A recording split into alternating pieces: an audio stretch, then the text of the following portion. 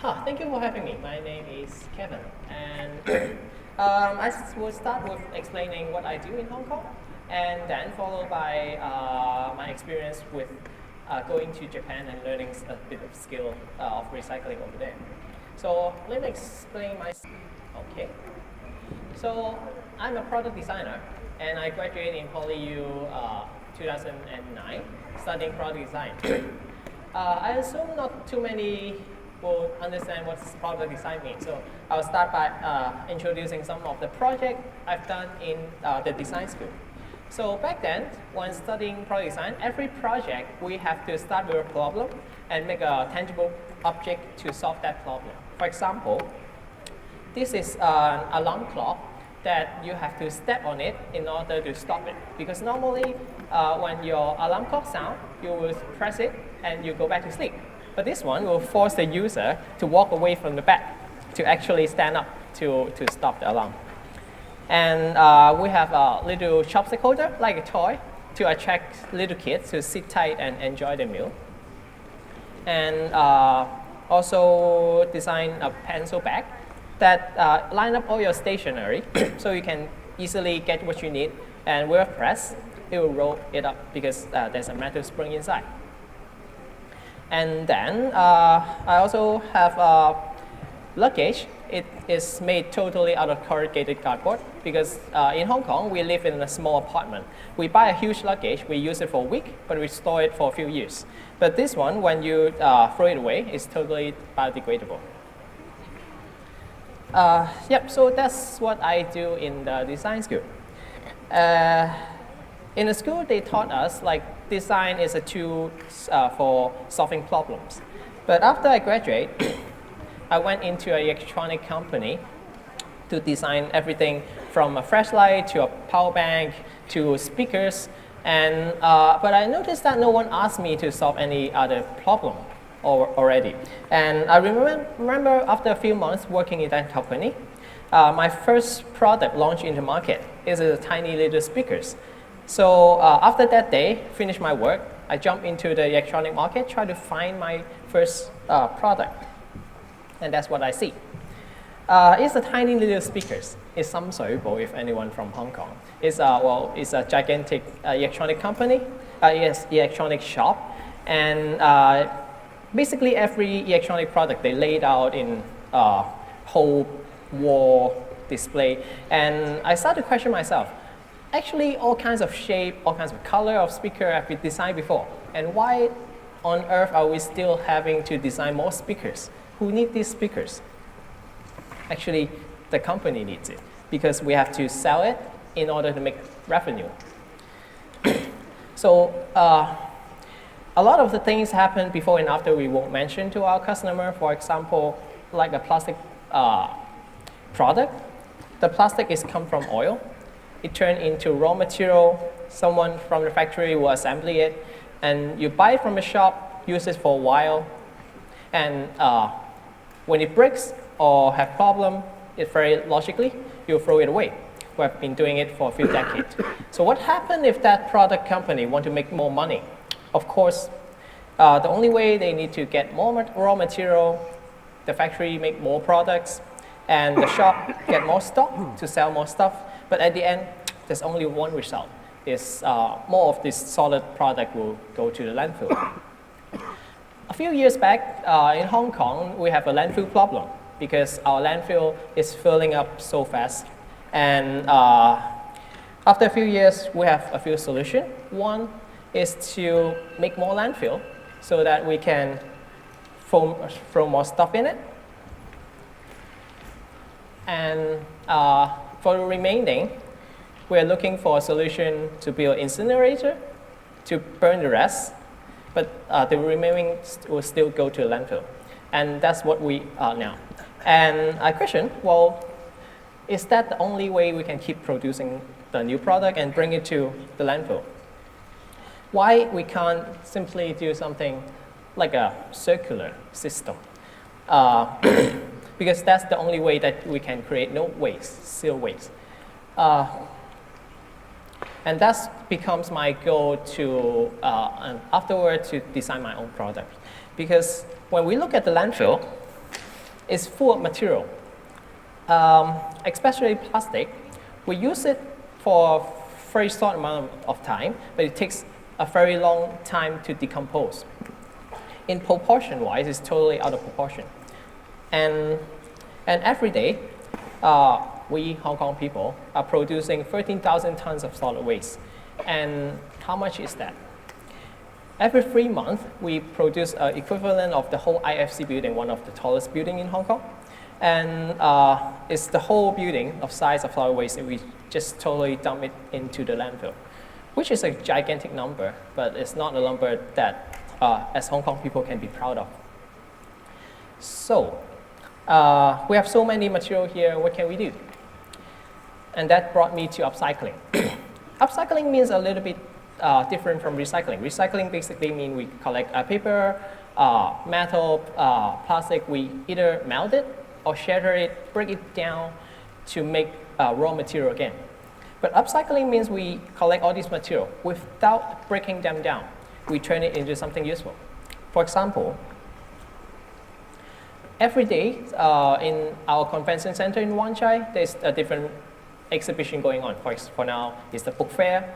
And every time all the carpet, when the exhibition finishes, the carpet will be thrown away because every time they use a different color, they use a different pattern, and the pattern, the carpet have a certain kind of thickness. So we sew it together and it becomes a computer bag that can protect the gadget. We have a lot of wallpaper companies in Hong Kong, and wallpaper companies sell their wallpaper with a little booklet. And the wallpaper is actually a very high quality material. It have a very vibrant color. It's waterproof. It's supposed to last for a very long time. So we will create wallet out of it. Box files, we have so many offices in Hong Kong. And all the offices have a lot of box file. And box file is simply, well, it's just a box. And we collect all the waste box file because the box file usually is a complicated material. Outside, there's a plastic layer, inside is paper and with a lot of metal part. And this complicated material, no one will separate and recycle. So we use the box, put some speaker component in it, and it becomes a speaker that can put back into the box file component. And it's hidden perfectly in the office environment. So the employee can enjoy a little music when they work overtime, but without their boss noticing. Bicycle wheels is a very sturdy structure, but once the wheels is bent, it can't turn good, and the wheels will be thrown away. So we have a lot of waste bicycle in the new territory. So every now and then we collect this bike and replace the tire with LED, and it becomes a ceiling light.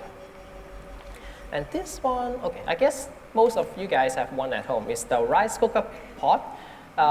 When you hold it up, you hit it with something, it will sound very loud. So it is a material that have a good sound quality.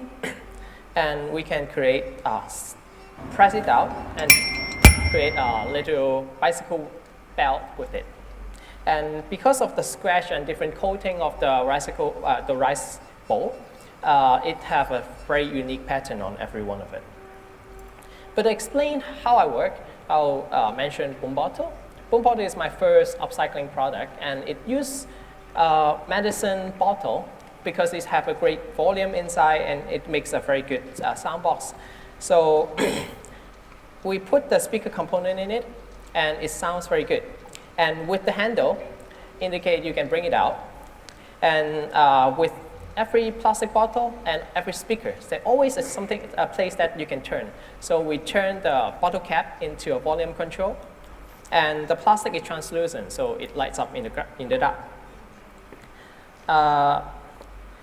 So our product meant to be mass production. It's not like 1 or 2 piece art piece. So we need to find a steady income of waste material because that's something we cannot buy.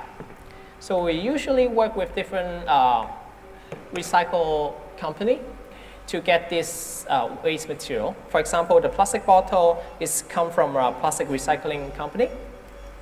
They go work with different organizations, hospital, restaurant to collect their everyday plastic waste and recycle. So we can get a mass volume of very tidy size of plastic bottle. And on the soft pocket area, as I mentioned, we go to an exhibition every time when it ends and collect the carpet, which is still clean. But since we have all this material collect locally in Hong Kong, it doesn't make sense for us to send it somewhere else, get it made, and send it back. So we want to find a local workforce to manufacture this product. And for now, we work with local shelter workshops. Shelter workshop means it's usually run by NGO. It employs people with disability to work in that place. So we try to simplify the assembly process of the product. And currently, all of my products are produced by them locally too. And for example, one spoon bottle, it uses around 500 grams of solid waste. It employs around 6 to 7 people with disability workers. But in terms of number, it's tiny, tiny little numbers. Because the whole concept was never about me, one person, going to pick up a food bottle and solve the landfill problem. It's never like that. The whole idea is by selling a product that has music, that have lights. Usually when customer use it, it attracts people. So the whole idea is to promote the idea through this product. So it's more like we're selling the story behind the product other than just selling a single product. So the story behind is more important. I started to do my upcycling product since 2010. And back then, it already attracted a lot of local media inside and outside Hong Kong. And we actually see the society have changed and getting more people to understand the whole concept. And other than just selling a finished product, a lot of requests of people is that they want to get their hands dirty and try to make something with their own. For example, so every now and then we hold educational workshops. And for example, we turn Coke bottle into a xylophone because Coke bottle actually, if you put air pressure in it, it will create different pitch.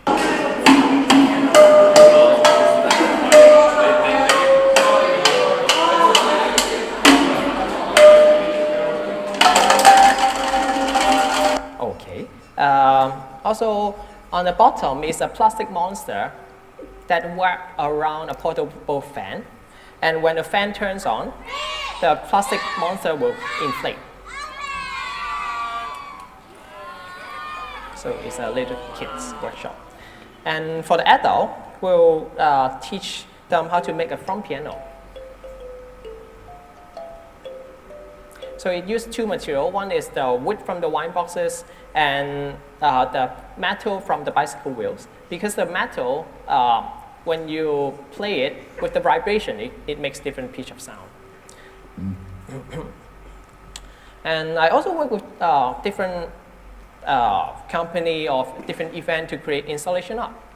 And we actually create a lot of pretty art pieces to export the waste from Hong Kong to different part of the world as art piece. And also a lot of interactive art installation as well. For example, this is a 5 meters huge inflatable room we create with the laundry bag around Hong Kong.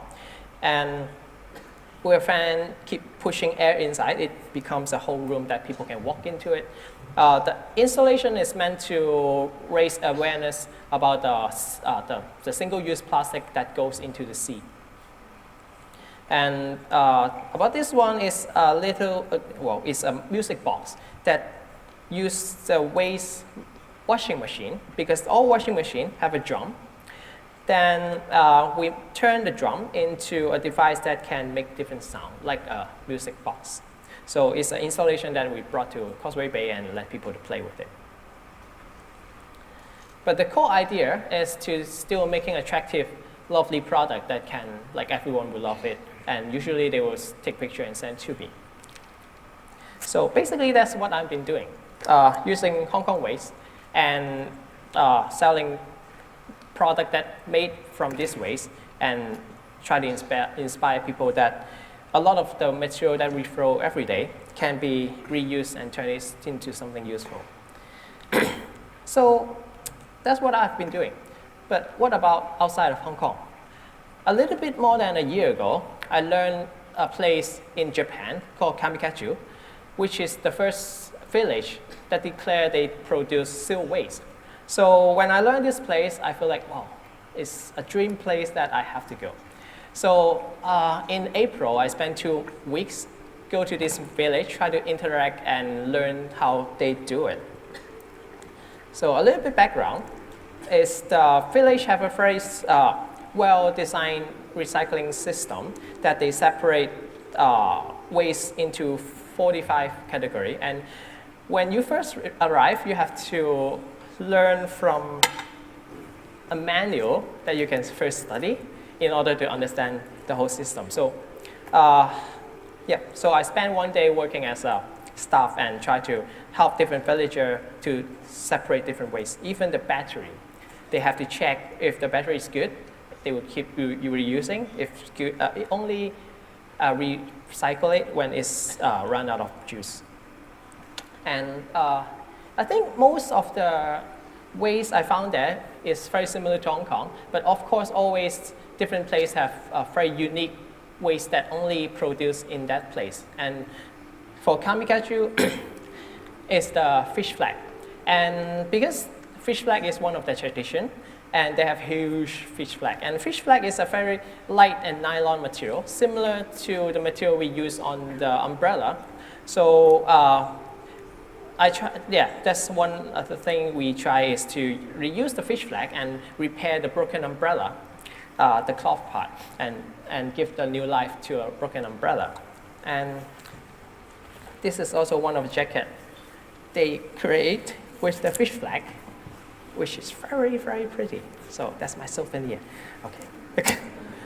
And also for the broken metal part of the umbrella, we can also make the front piano. I just show it to you. And throughout my 2 weeks there, I hold a workshop, try to teach the villager over there to reuse this metal part and make this pocket-sized instrument. So yeah, and also we have a little after party with it, with the bomb bottle and with kids. Oh, he's lovely, isn't it? Okay. So he's so lovely, even, sorry, I can't resist. Even the news reported it. It's so lovely. And so that's my 2 weeks in Kamikachu, which is a very inspirational trip.